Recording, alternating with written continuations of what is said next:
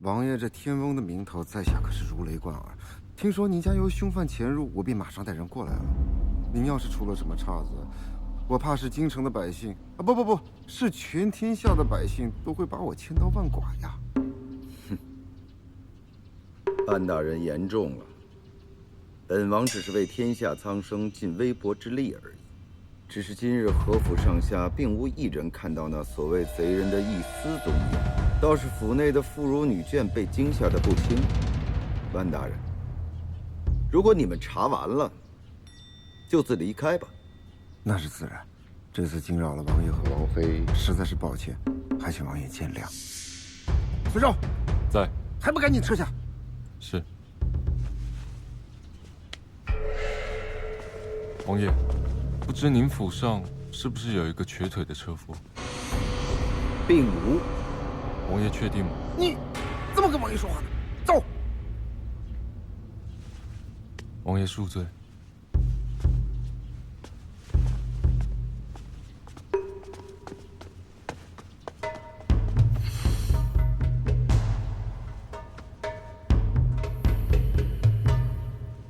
我说你们真的是吃了雄心豹子胆了？这位爷头上也敢滋事儿？我锦衣卫怕是容不下你们几位爷了啊！晦气！本来想着能在王府抓到这个都督不宁立大功一件，现在可倒好，白忙活一趟。你看看你们一个个丧气的脸！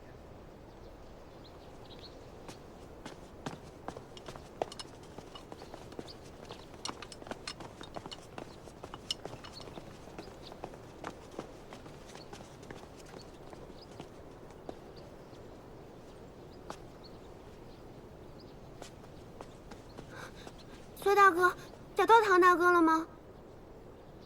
那可怎么办呀？别着急，你先回去等着，我去找个人。嗯。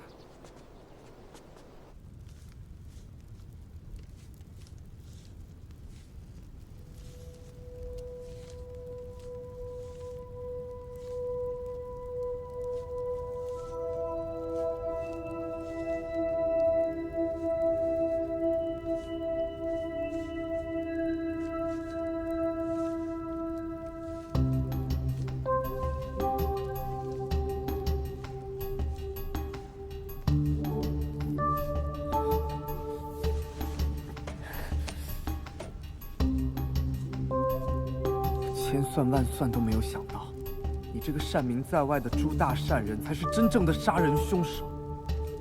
我分析了所有失踪女性以及凶杀案件，发现了每起案件的相似性：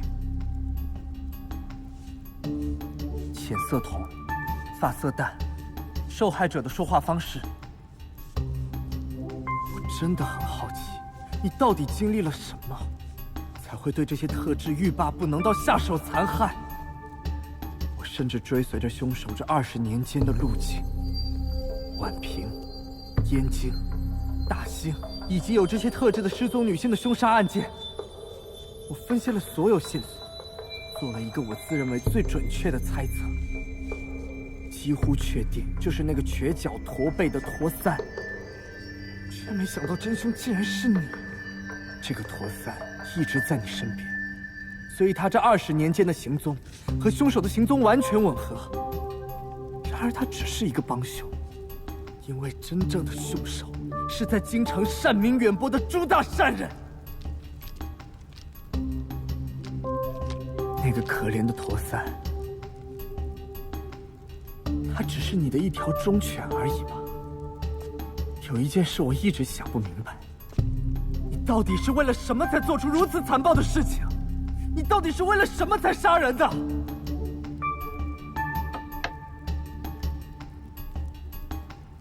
你真的想知道为什么吗？是，我想知道，这样我就可以死而无憾了。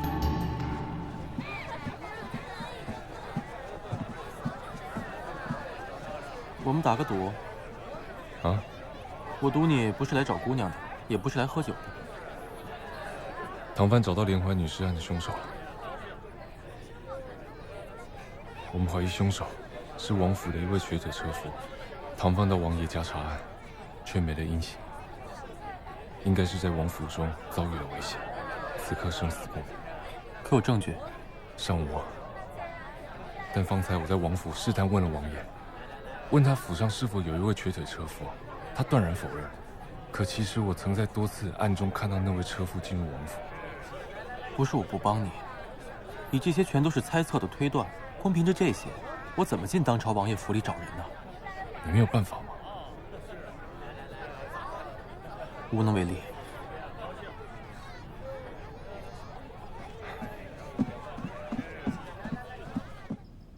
你知道人世间最可怕的是什么？不是什么妖魔鬼怪，而是孤独。直到我遇见了她，春华。父亲发现了我们之间的事，他百般阻挠，甚至想要将春华贱卖出去。我决定带她私奔。可到了约定那一天，相见的时辰，他没有来，来的是父亲派去的王府家丁。此时我才知道，出卖我的竟然就是春华。多年以后，我在街上遇见了他，他看着我，没有一丝愧疚之意。我觉得我的心好痛啊！可为什么只有我的心在痛，而他呢？我恨他，是的，为了这个我恨他。这样的感觉随着时间一点点淡去，你也发现自己渐渐心如死灰。于是你杀了第二个人、第三个人，杀人带给你心动的感觉却越来越多。于是你只能靠着频繁的杀人来维持这种感觉。但是7年前，东厂误判了这个案子，你觉得你终于找到了戴罪之人，便蛰伏了起来。原本想要借此洗手不干，但终究你发现你还是忍耐不住。你很聪明，但有的时候聪明过头就是自以为是。你真的以为我会怕被人发现吗？7年前，老王爷离世，你是因为此事才停下来了。你最恨的人已经死了，为什么还不收手？我没杀过男人，你是第一个。我可以在7个数之内让你气绝身亡，也可以在30个数之内让你看到你的心在我的手中跳动。再或者，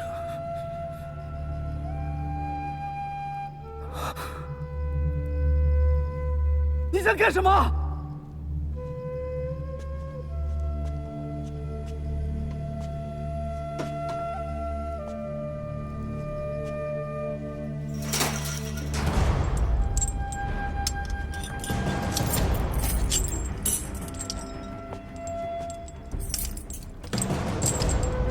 你别碰他！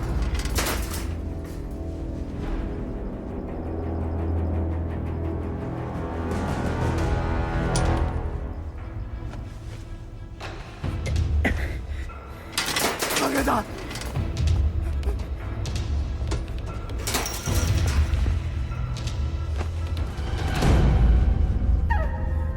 你放开！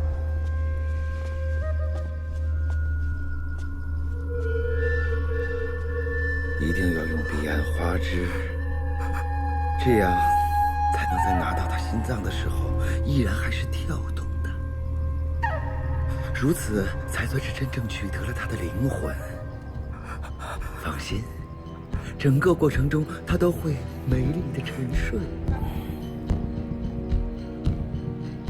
放开他！出去吧！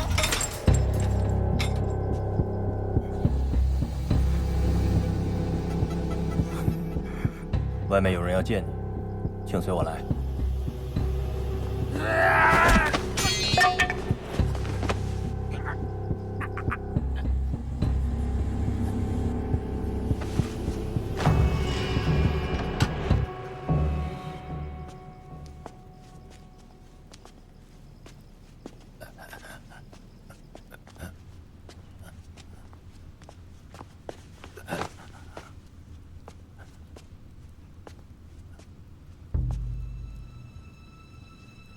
举头三尺有神明，王爷竟然用佛龛做遮挡，就真的不怕遭天谴吗？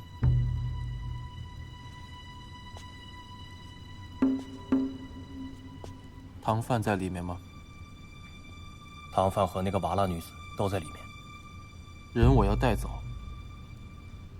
那女子是我的，谁都休想把她带走。你觉得只走一个，你脱得了干系吗？那正好2个都不要走了，我自有办法处置他们。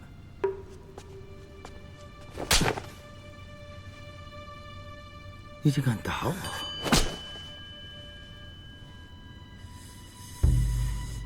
你是个什么东西？闭嘴！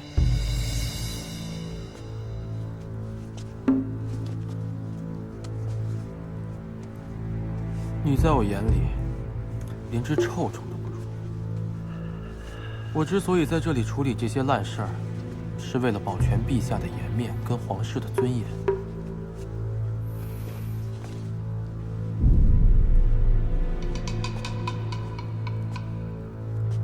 你死不足惜。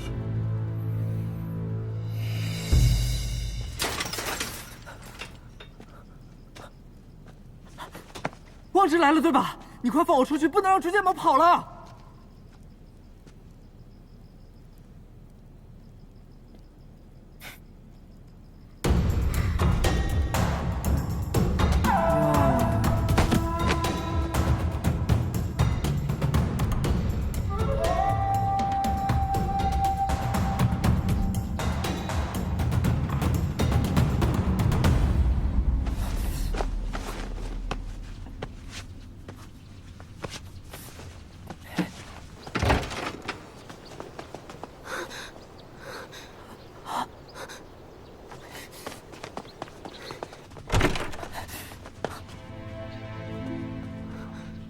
彼岸花枝的量很大，有可能3、5天能醒过来，也有可能3、5年，甚至永远都醒不过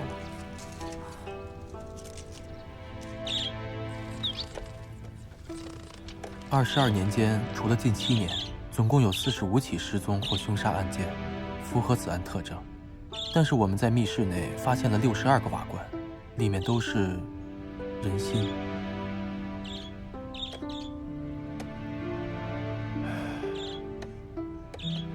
可恨可悲帝王家，你知道吗？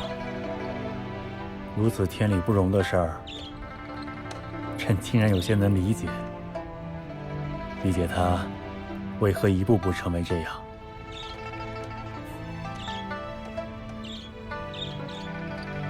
此事必然严惩，但皇家的面子也不能不顾及。你妥善处置吧。是。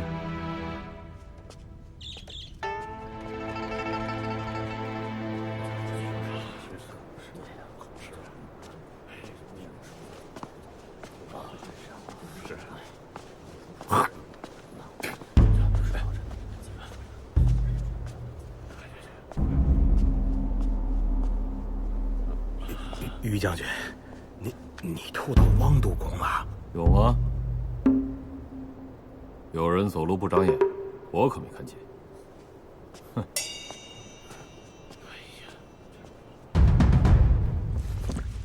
朱建谋在西厂。赵玉，宗人府。王爷自然在王府里啊。这样的恶人，你为什么不抓？凶犯已经抓了，就在顺天府，案子已经破了，凶手叫驼三。你明明知道真相，为何颠倒黑白？事情已经有结果了。朱建谋自然会受到朝廷的惩罚，你现在能做的就是按章审理驼三，将驼三定罪，这就是最好的安排。驼三明明只是个帮凶，你这是让我作假。朝廷需要给百姓一个交代，而驼三他也是个帮凶，并不无辜。至于朱建谋，他是皇室的人，自然会得到惩罚，但这个就不是你能管的事儿了。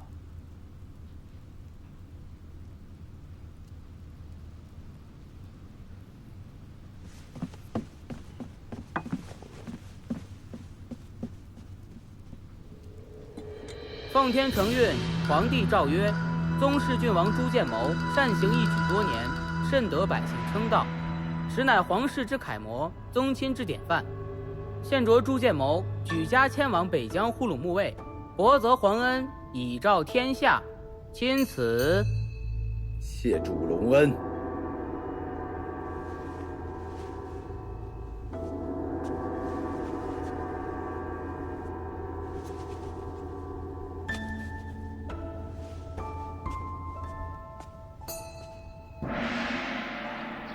听说是朱大善人府上一个瘸子呀，可不，这真是造孽呀！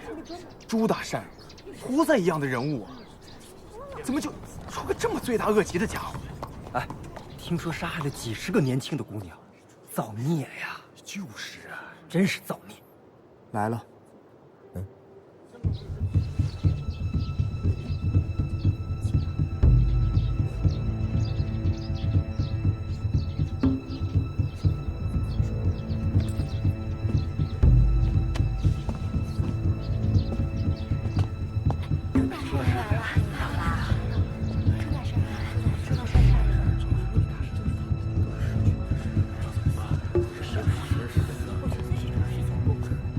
虽然我不知道他们待会儿闹什么幺蛾子，但是看着你这杀气腾腾的样子，我总觉得一会儿要出事儿。大人，你先回吧，这案子我来审。哎，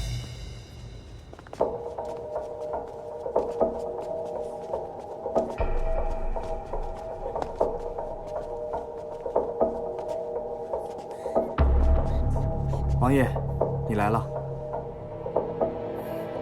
哎呦，朱大善啊，真是个菩萨心肠的人物啊！是啊，这么一个恶贯满盈的老马夫，也要来送他一程。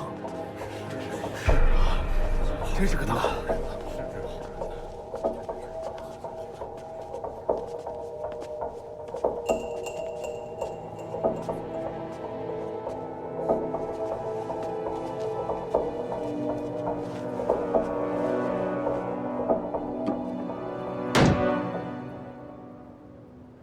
堂下之人，你可知罪？我知罪，人是我杀的，你且判便是。认罪啊，那也要看我是否同意。你是何人？给我老实招来。小人驼三，是郡王府的马夫。来人！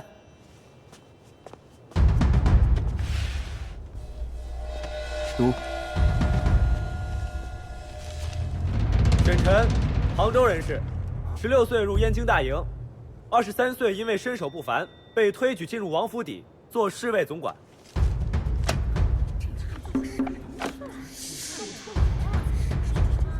你一到朱府，便待了6年，直到有一天，你似乎因为冒犯了府中主母，被朱祁星打得几乎丧命，丢在了乱峰岗。你被一个猎户救了起来，隐忍了2年，自毁容貌，为的就是要报仇。终于，2年后，你以一个全新的身份重新回到了朱府。没有人认得你，因为此时的你已经又瘸又驼，面目全非。可是你也没有想到，这一待就待到了现在。我真好奇，为什么你还没有报仇呢？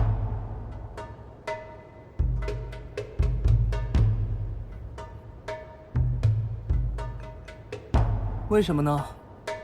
因为你在府里看到了一个1岁的孩子。可为什么见到这个孩子便不报仇了呢？来人，请钟大夫。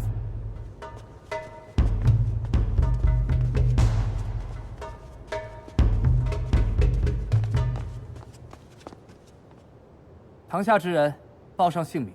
回大人的话，小人叫钟义时，是广顺堂的大夫。事关生死，无需隐瞒。你将当时的情况告诉大家。回大人的话，广顺堂3代为朱府医病，所以小人知道朱王爷有旧疾，不能生育。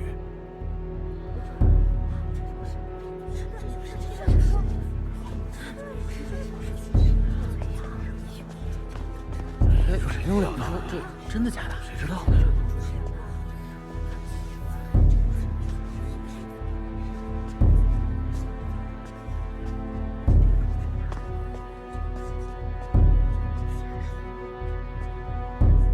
当你看到这个孩子的时候，你就马上知道，他是你的孩子，对吧？你胡说，哪有什么我的孩子？朱祁星只有一个独子。休要胡言乱语！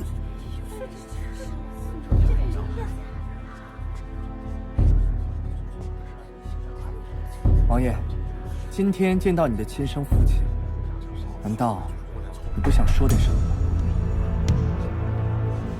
人都是我杀的，我已认罪，你休要牵连他人！哎呦，这个，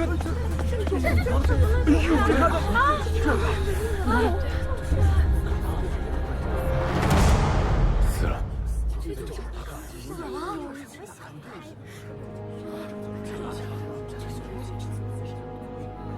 你觉得所有人都亏欠于你，至亲之人、爱的人都选择抛弃你、离开你，所以你选择杀人，来释放你的痛苦。这怎么可能呢？朱大人不会吧？但是你有没有想过，当你觉得所有人都抛弃你的时候，其实有一个人在默默地守护你，从未辜负过你，从未离开过你。他甚至接受了你的变态和残暴，在他人生的最后一刻选择替你顶罪。但是你呢？无动于衷，视若无睹，你就跟你恨的人一样，负了他。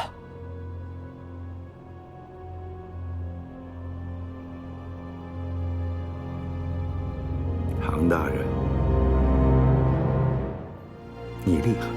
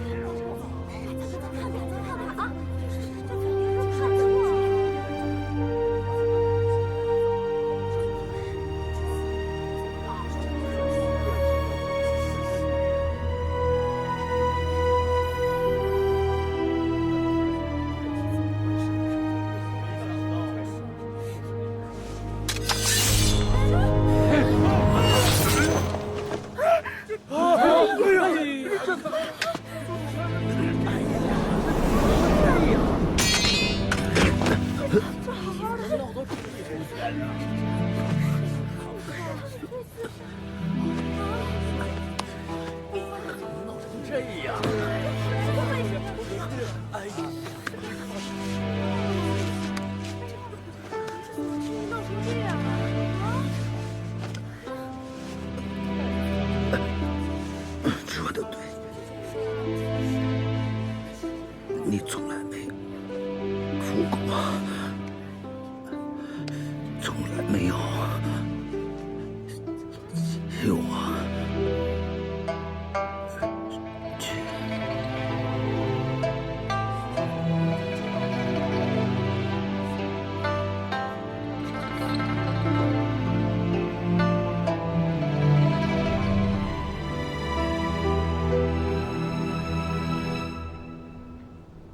不是都已经安排好了吗？将朱建谋发配到北境，怎么又节外生枝了？还闹得如此不堪。现在好了，尽人皆知了。这个唐范想干什么？我大明皇室的颜面，在他眼中就这么不值钱吗？他是真的觉得朕不敢杀了他吗？陛下，唐范确实该杀。陛下息怒。陛下保重龙体。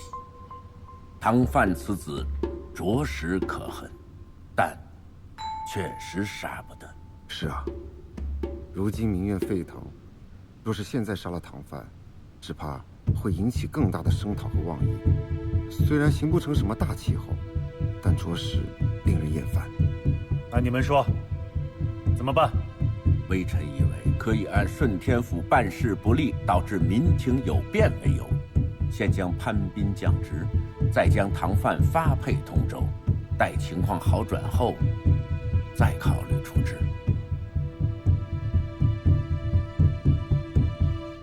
从昨日开始，脉象、气息都逐渐稳定起来，估计应该用不了多久就会醒过来。倒是你啊，这么不顾皇家颜面，竟然没被抓起来砍了脑袋。唉，怕是一堆人想砍呢。碍于现在的情况，只好先发配我去通州，待得秋后。秋后如何？秋后算账没听过吗？后悔了吧？没什么好后悔的，我只是在做我该做的事情。王子犯法与庶民同罪，既然洪武皇帝都定下了大明律，如果身为皇家之人便能不遵守法律，那要这大明律又有何用？这件事情你做得对。唉，那些死去的冤魂，是时候安息了。我问你啊，你姐和小程现在还在通州吗？对啊，既然我被分配到通州，那我就当做去看看我姐好。那我备一些药，回头你帮我带过去。有人在家吗？出来！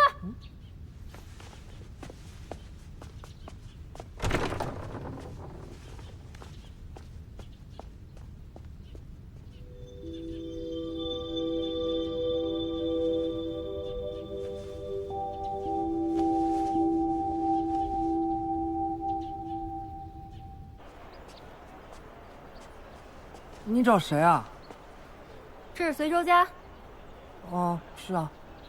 就找你。找我？你找我干嘛？我又不认识你。很快就认识了，来吧。干嘛？干嘛？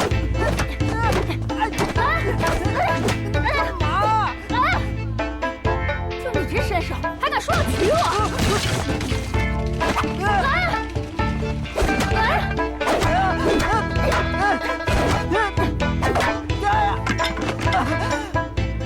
你这个妇女人，这样谁敢娶你啊？还是你能打的吗？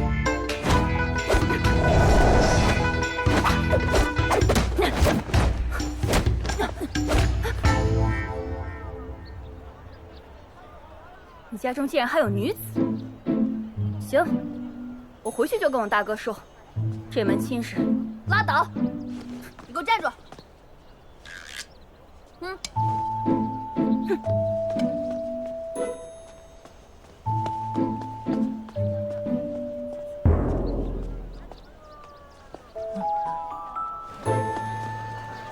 我才不会嫁给你呢！什么东西？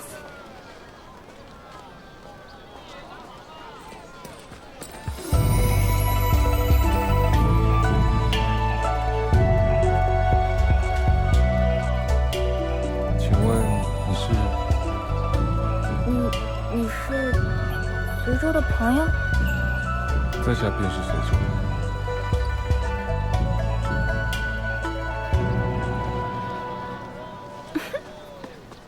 走，走。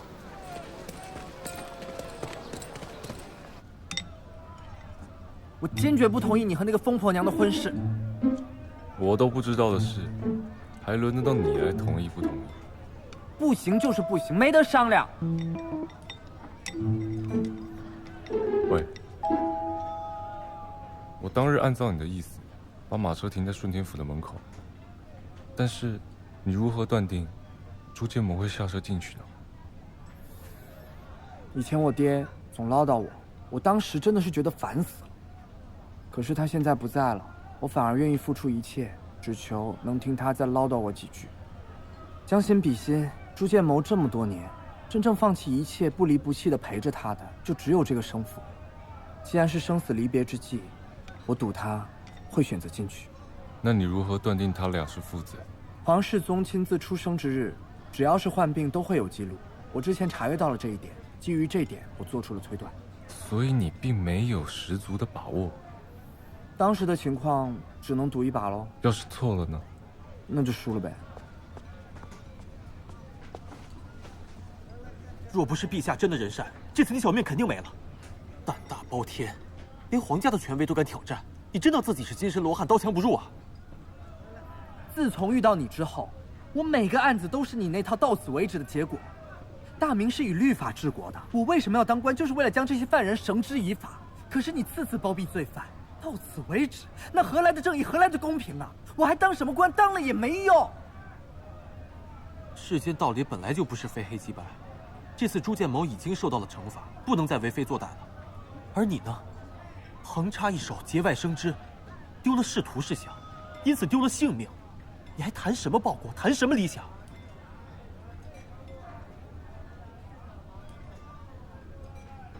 你不要再自以为是了，陛下有陛下的考量，他比你想的要多得多。你这样意气用事，会让宫里很被动。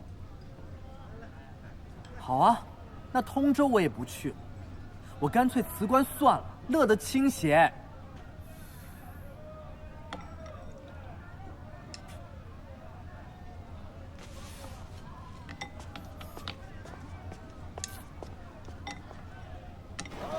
不带这样的，听谁说？哎，走了，王大人。哎，这怎么回事？这干嘛呀？于大将军，我对你已经多次忍让，别太过分了。杀父之仇，不共戴天。但凡我于家还有一人一命，这事就没完。有本事，你灭我于家满门呐！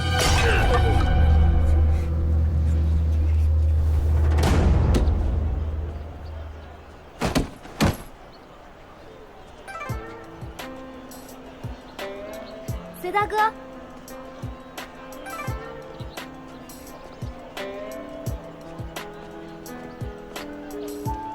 于小姐，什么事吗？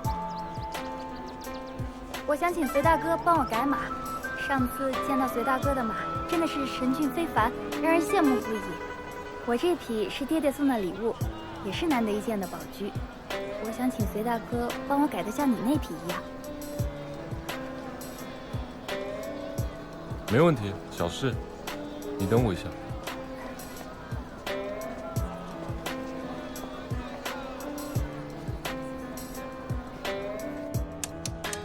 吴云，啊，隋大人，这位小姐想改马。哦，没问题，小姐请随我来。其实说到改马，秘诀无外乎几种：契合、习惯和完美的质量。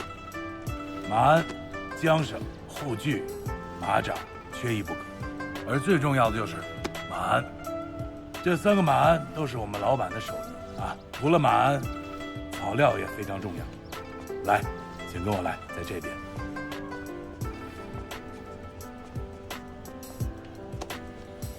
这种呢，就是我们的假饲料。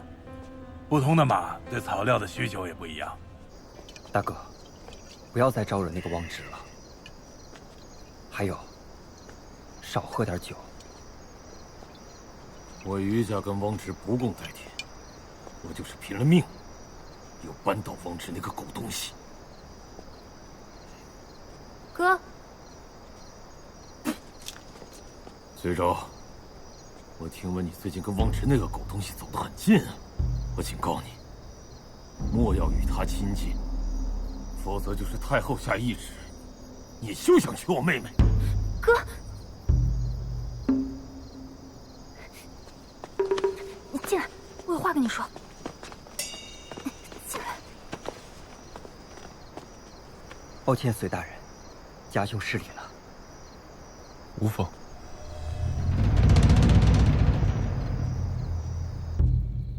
哥，你刚刚怎么能那么说话呢？我怎么说话了？虽然太后有意把你指配给随州，可亲事终究是没定下来。他要是敢忤逆我的意思，跟那个狗贼勾勾搭搭，你看我怎么收拾他？你怎么越说越不像话了？以后你不许再当着随州的面说这些。他可是难得一见的真英雄，什么时候还掺和这些事情？他武功很高吗？那好办呀，你现在呀，你就让他把那狗贼杀了，我立刻就把你嫁给他，我亲亲热热的叫他一声姑爷。小姐少爷惊着了吧？都是我笨手笨脚的，马上收拾。我看你就是胡言乱语，你当我是什么？当你是什么？我当你是我妹妹。余家不分男女，谁取那狗贼性命，就可娶大小姐。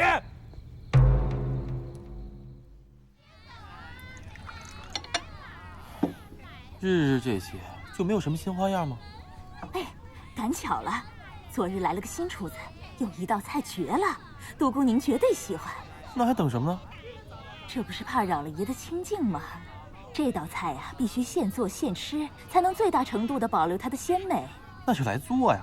好的，爷，那我这就吩咐下去。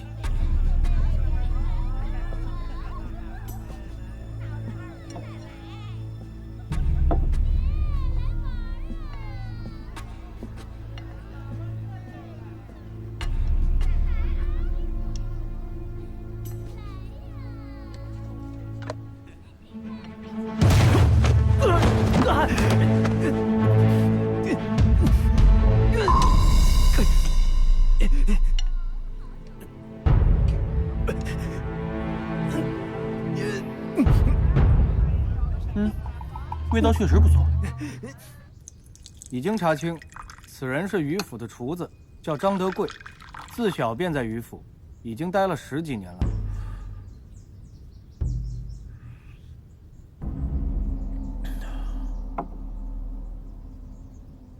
于正鹏还真是没完了。他跟我说过，就算余府只剩1人，也会找我报仇。没想到还真把厨子都派来了。